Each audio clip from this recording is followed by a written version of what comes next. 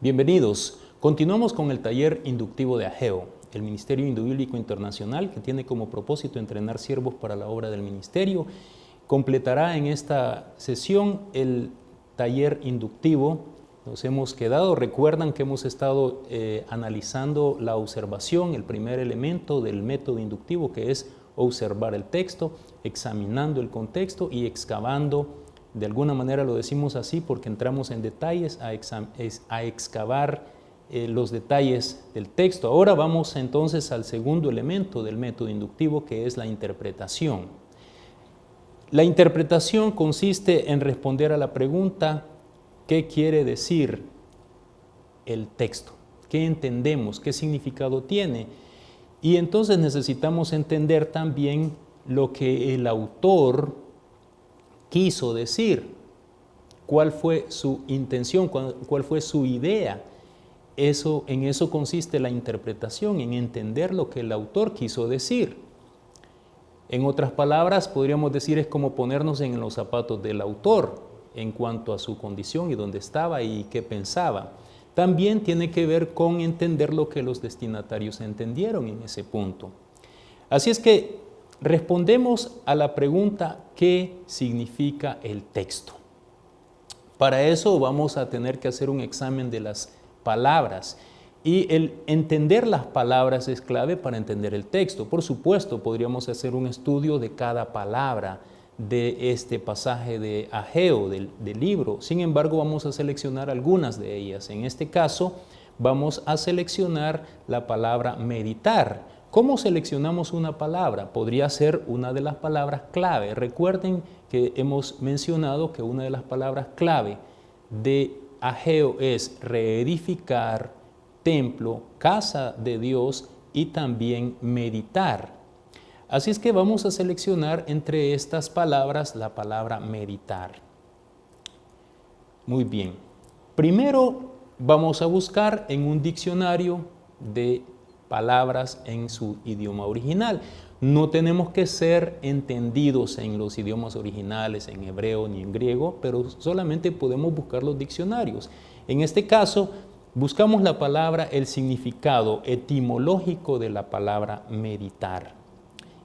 Encontramos que se traduce aga, que significa gemir, llorar, rugir, pronunciar o hablar. Es una frase muy propia del Antiguo Testamento, es como suspirar, refleja murmullos que hacían los antiguos. También expresa el rugido de los leones cuando tienen hambre y el lamento de las palomas. Interesante. Se refiere a mascullar, a hablar entre dientes, al hacer un ejercicio mental. Entonces estamos entendiendo que el significado de la palabra meditar no solamente es pensar subjetivamente, sino que es traducirlo en murmullos, en suspiros.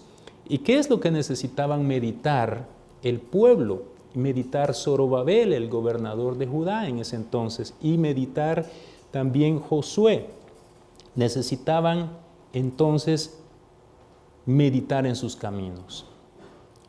Ahora bien, ¿cómo se utiliza la palabra en el mismo libro?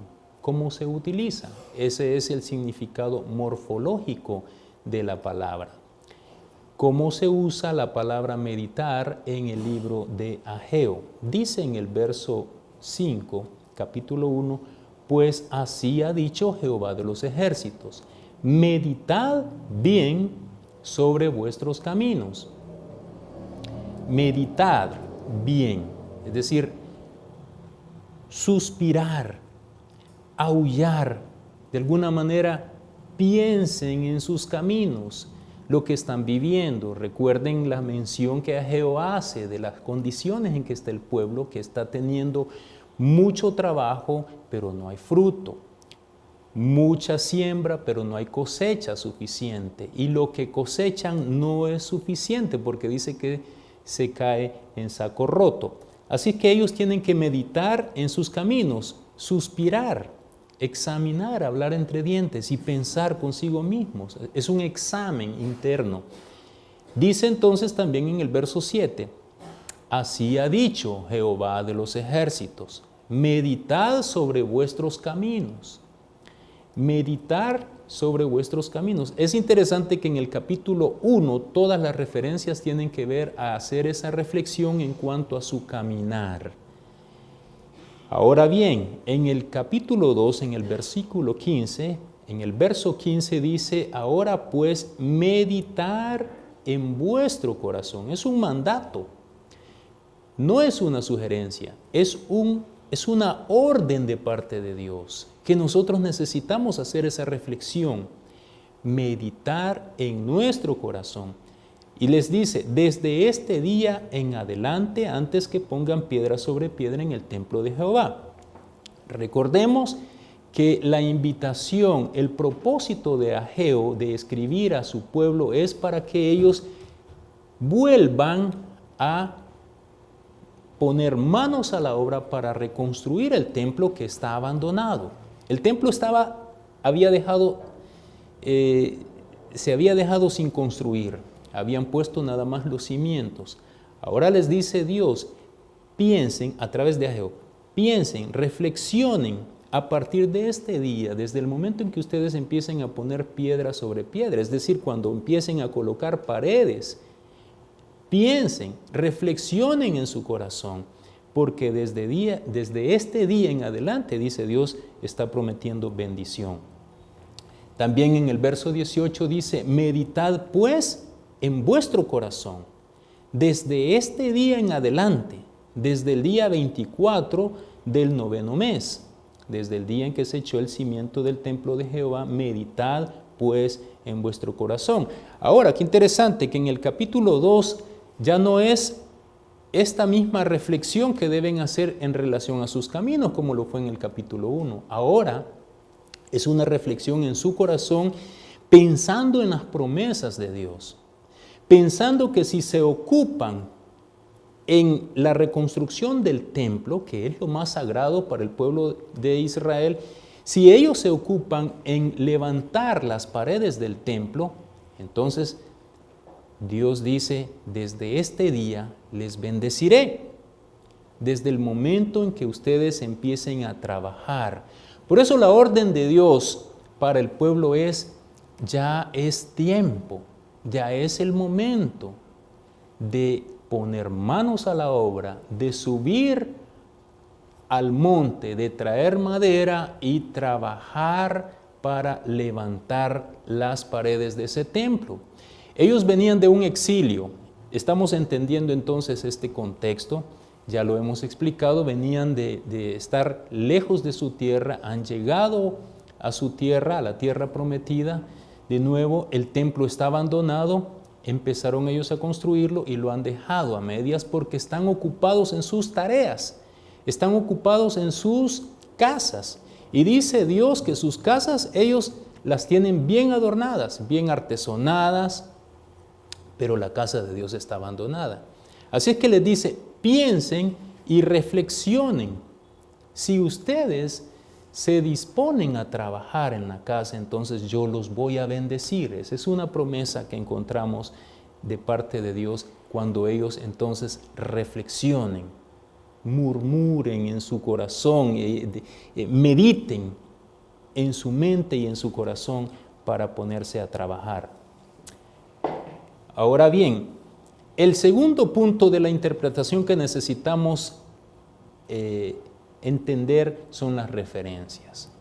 Primeramente hemos hecho un examen de la palabra, un estudio minucioso de la palabra y ahora vamos a entender las referencias. ¿Qué estamos queriendo decir con esto? Bueno, necesitamos entender que algunas cosas que se mencionan en este libro tienen referencia en otros pasajes.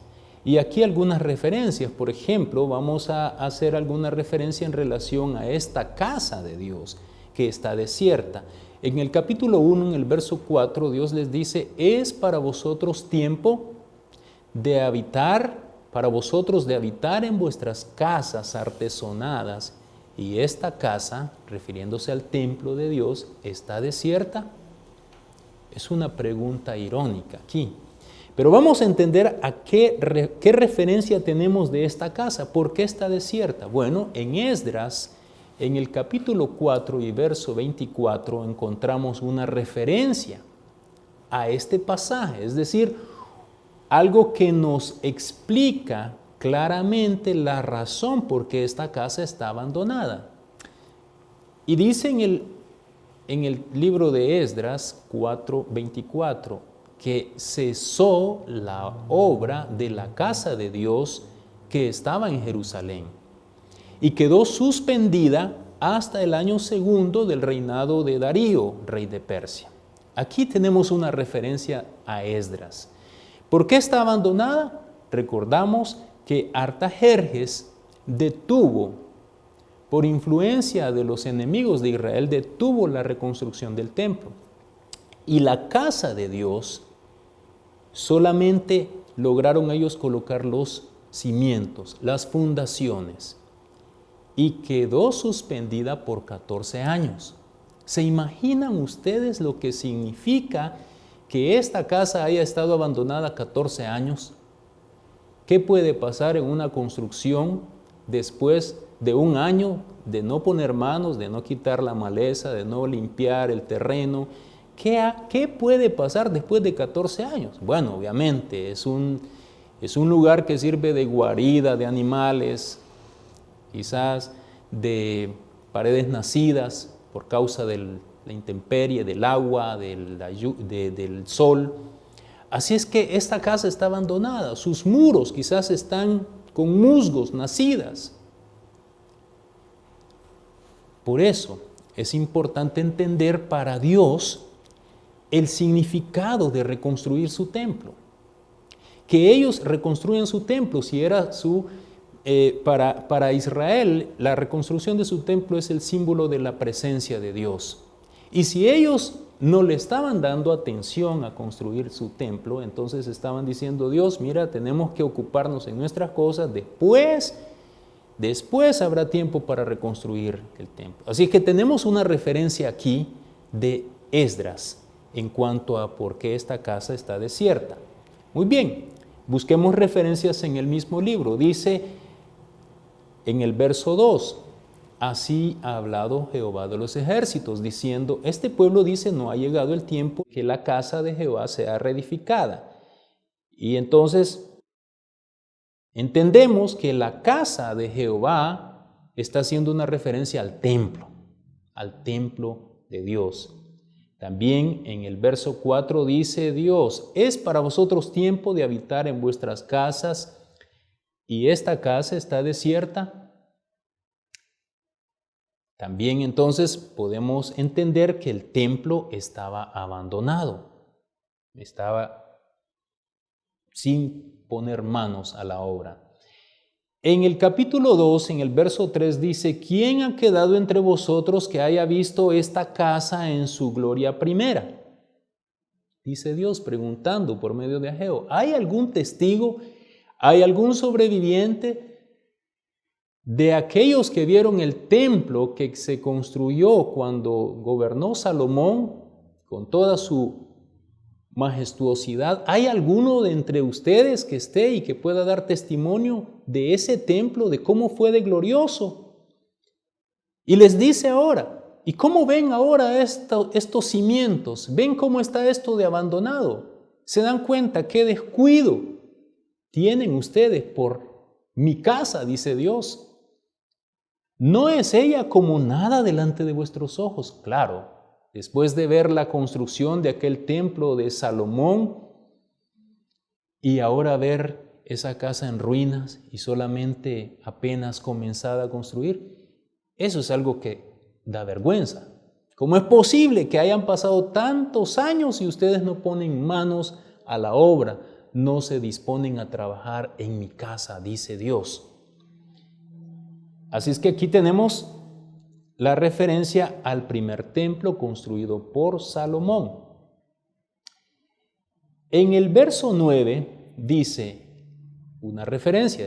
Recuerden que estamos haciendo referencias a la casa de Dios en el mismo libro, para lograr entender qué está pasando con el templo de Dios. Esa es la idea, tratar de entender el significado de este libro. La gloria primera, la gloria postrera de esta casa será mayor que la primera. En algunas versiones de sus Biblias ustedes van a encontrar que dice la segunda gloria o la gloria segunda de esta casa. Pero la mejor traducción es esta, que dice la gloria postrera, es decir, la última gloria de este templo, dice el Señor, será mayor que la primera. Aquí tenemos una profecía al templo. Dice, ha dicho Jehová de los ejércitos, y daré paz en este lugar, dice Jehová de los ejércitos. Qué interesante. Y nos preguntamos, ¿cómo será posible que esta casa que no se ha levantado será mejor que la gloria que tuvo el templo de Salomón? Sencillamente porque dice el mismo libro de Ageo que vendrá el deseado de todas las naciones, hablando de la presencia de Cristo que llenará de gloria esa casa.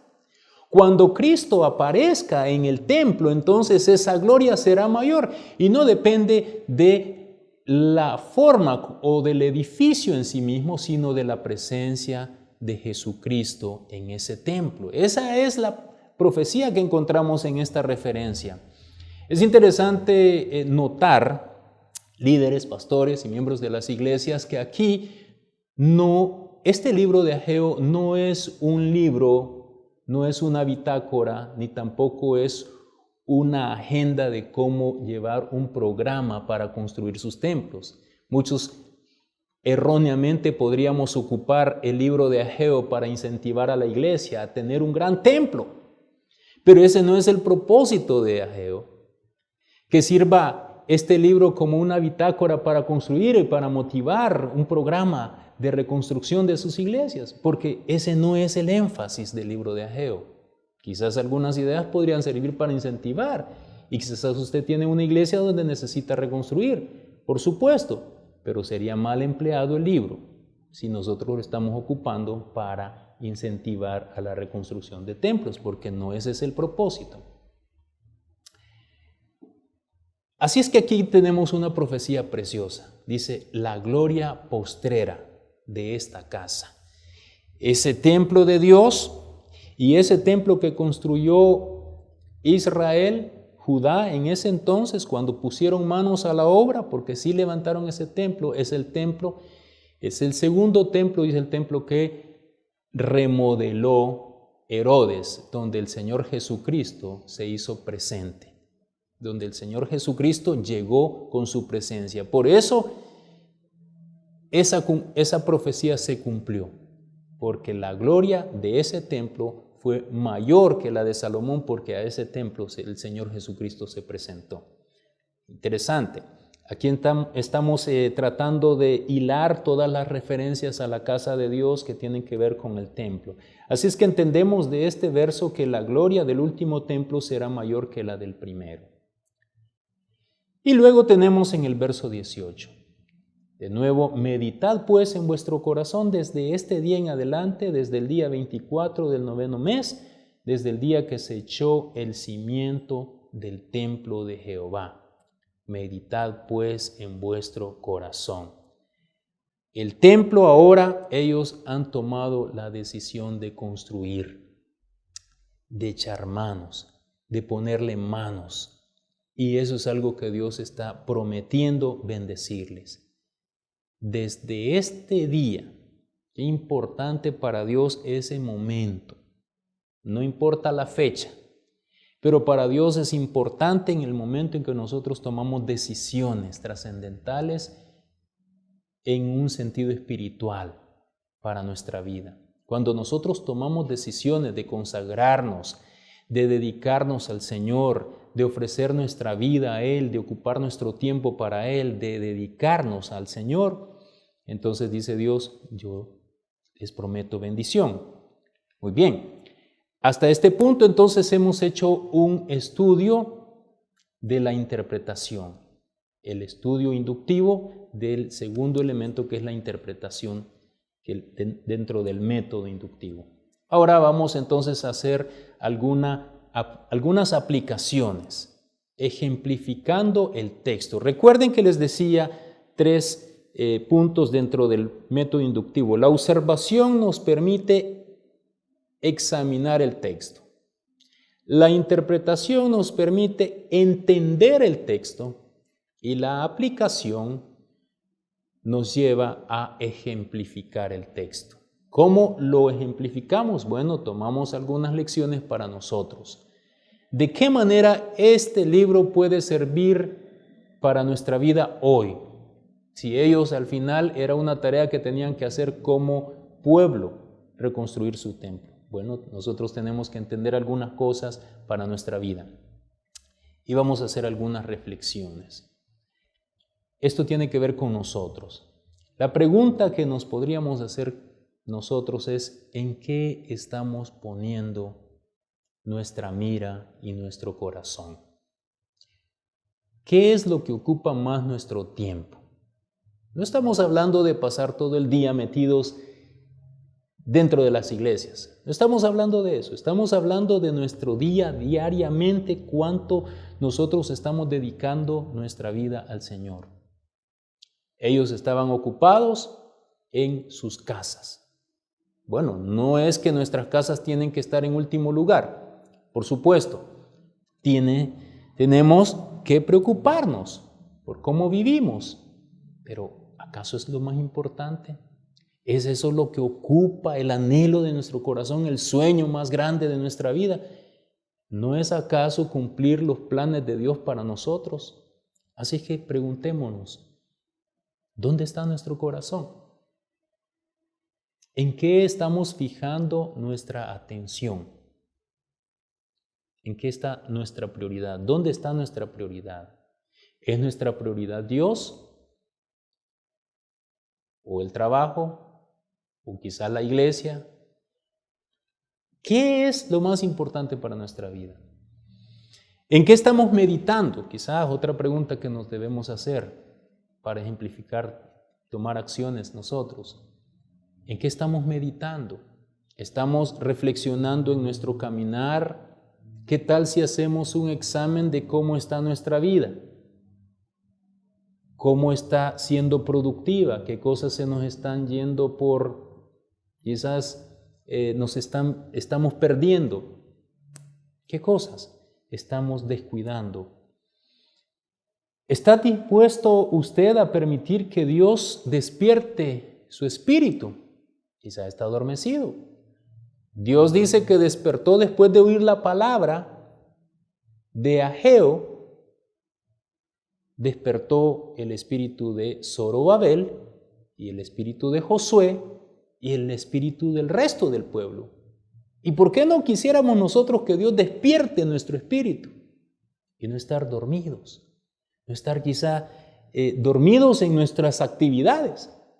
Quizá necesitamos permitir que Dios nos dé un despertar, un avivamiento, una atención especial hacia su palabra.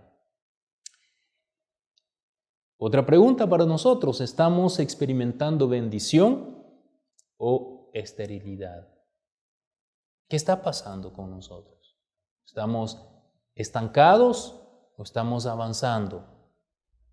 ¿Estamos detenidos, preocupados, pero no estamos experimentando bendición? No estamos hablando aquí de la prosperidad, no tiene nada que ver esto con esperar ser próspero y ser rico, no estamos hablando de eso. Estamos hablando de que la mano de Dios esté sobre nosotros y que nosotros vemos su mano abriendo puertas, dándonos oportunidades, obrando en nuestras vidas. ¿Cómo responde usted a la palabra de Dios? Sería algo interesante también aplicarlo para nosotros. ¿Cómo respondió Zorobabel?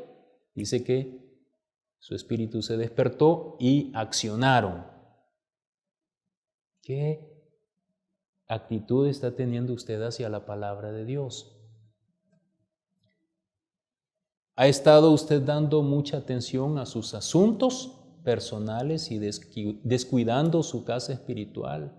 Recuerde que el templo de Dios ahora ya no es un lugar específico, es su cuerpo. Y es usted ahora la morada de Dios. ¿Qué atención espiritual está dando usted a la casa de Dios? ¿Está ocupado en sus tareas y retrasando lo más importante de su vida? Hay cosas más importantes. Hay cosas urgentes, pero hay cosas importantes. ¿Está usted reconstruyendo día a día el templo de Dios? ¿Está tomando tiempo para poner piedra sobre piedra? Cada día usted puede llevar y poner un cimiento o poner una palabra para su vida, para edificarse. ¿Cuándo será el día que usted se comprometa con Dios? ¿Será hoy? ¿Será quizá más adelante? ¿Cuándo? Usted decide. Recuerde encontrar nuestros estudios y nuestros talleres variados y en diversos libros de la Biblia, tanto del Antiguo y del Nuevo Testamento. Recuerde encontrar estos estudios en nuestros programas en el Ministerio Hindú-Bíblico Internacional. Puede llamarnos o puede escribirnos al correo electrónico mihindubiblico@gmail.com. Les habló Héctor Castillo, licenciado en Teología. Esperamos servirles en sus iglesias. Que Dios les bendiga.